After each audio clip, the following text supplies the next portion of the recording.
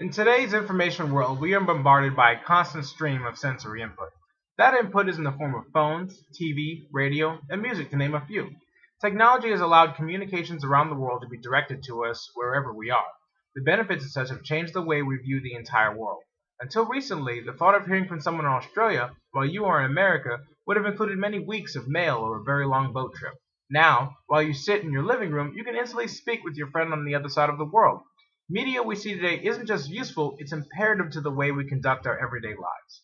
Businesses and advertisements depend on this ability to penetrate the barrier of distance and bring us important information and news. However, is this news always important? Do businesses always have your best interests in mind? Is it safe to have your kids watch what others provide to them on a constant basis? In today's world especially, it has become far too easy for owners of information to distort and manipulate that information that is presented to us. The information may even be dangerous or harmful to youth or other easily impressionable minds. For instance, according to Marsha L. Richens, Associate Professor of Marketing at the University of Massachusetts, some writers have suggested that advertising affects consumers because they implicitly or explicitly compare themselves with idealized images and lifestyles portrayed in ads. When information is sent to you in various forms of media that we have available, is that information always truthful? When we say this, does it give an accurate representation of what is actually happening relative to you?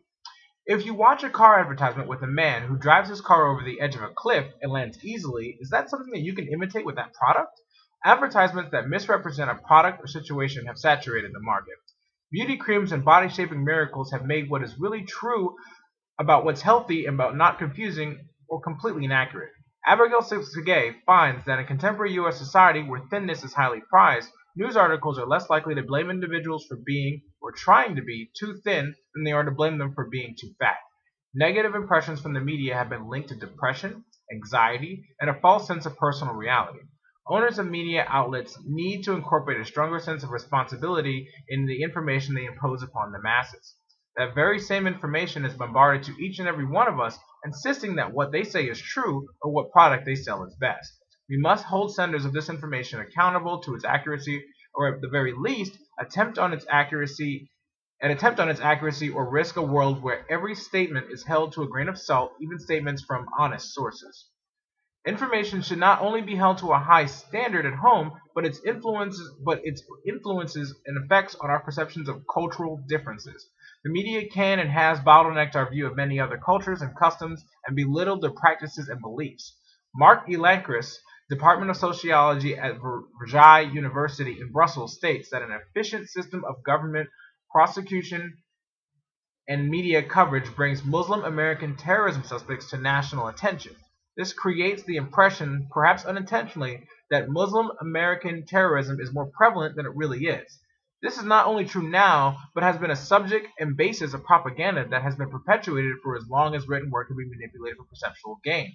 Cultural differences should be celebrated for the unique take on life. However, each media outlet portrays a person of Asian, African, or any other descent.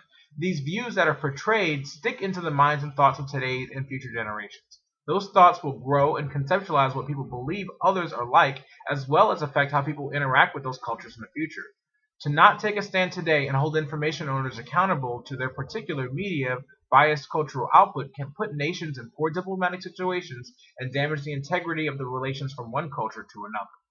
While misinterpretation of cultures and personal body perceptions can cause grave mental damage, a deliberate and abrasive use of over-sexualized advertisements has dulled the sensory perception of what is to be considered sexual in our environment. The typical beer commercial is only part of what is considered to be a sex sales mentality to product advertisement, but this belief has perpetuated nearly every product from cars to Hot Pocket commercials. This hurts the populace on some unseen levels. Over-sexualization of products created a false idea that there is no such thing as a non-hypersexualized woman on TV. While this is something that has been true for many years, that does not make it right or fair for millions of women to be ostracized from this venue. This also unintentionally further demonizes unattractive qualities not immediately noticed. If, for instance, you don't dress or have your makeup like advertisements suggest you should, then you might be considered unattractive at best or downright ugly for simple or minor differences. This not only affects women but also gives men an unrealistic expectation that if they purchase or use the product in question, then these attractive women will somehow become available in their lives. The owners of these sexualized media need to be held accountable for false perception that is portrayed in the masses. Now, selling your product to the way you want to sell it should not be hindered. However, it is my goal to convey the message that these practices are dangerous and negatively impact society as a whole. The negative impacts on society not only involve advertisements and cultural biases, but political turmoil within the media has split perceptions and created black and white arguments to important political discussions.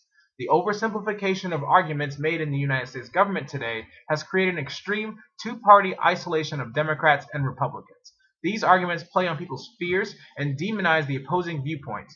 It has nearly become a joke to say that two sides are having a fair and reasonable debate, without bringing up perception that one side is an idiot or the other side is a Nazi. Additionally, for personal profit, media has prolonged discussions that would otherwise be discussed privately. Discussions such as these must be held with less scrutiny and spotlight. An argument made in private can be debated and discussed, but when blown up to massive proportions, conceding that same argument can cause grave damage to political or professional careers. It is this spotlight that handcuffs intellectual debate and makes everything a frenzy of attention and pointing fingers of who's right and who's wrong.